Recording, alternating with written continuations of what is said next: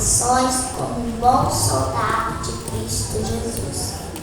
Meus irmãos, ontem falamos um pouco sobre o apóstolo Paulo e hoje vamos falar mais um pouco do apóstolo Paulo. Como nós sabemos, o apóstolo Paulo, ele era perseguidor da igreja.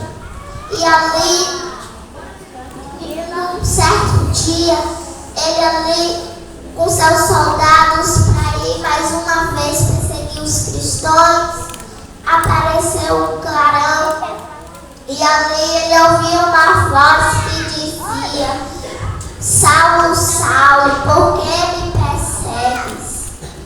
E ali aquela voz falava com Paulo.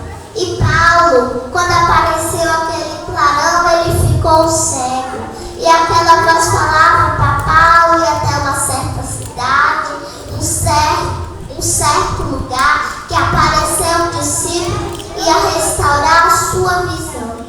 Isso aconteceu. E ali o apóstolo Paulo começou a levar a palavra de Deus.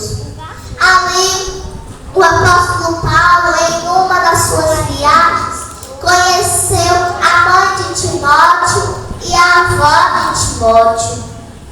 E ali ele começava a ensinar a mãe de Timóteo e a avó de Timóteo. E tudo que a avó e a mãe de Timóteo aprendia, repassavam para Timóteo. E ali Timóteo foi crescendo na sabedoria e na graça de Deus.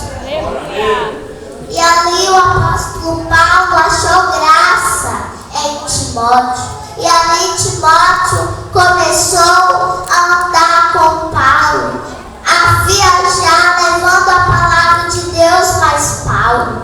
E ali Timóteo se encontra sendo um pastor de uma igreja.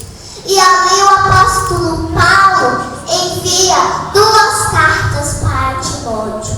Na primeira, ele escreve: Timóteo, eu vou te ver. Mas na segunda, o apóstolo Paulo já escreve: Timóteo, vem logo me ver.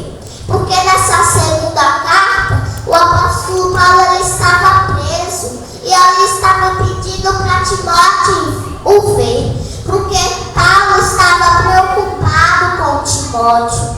Porque Timóteo, ali naquela igreja, estava passando por dificuldades.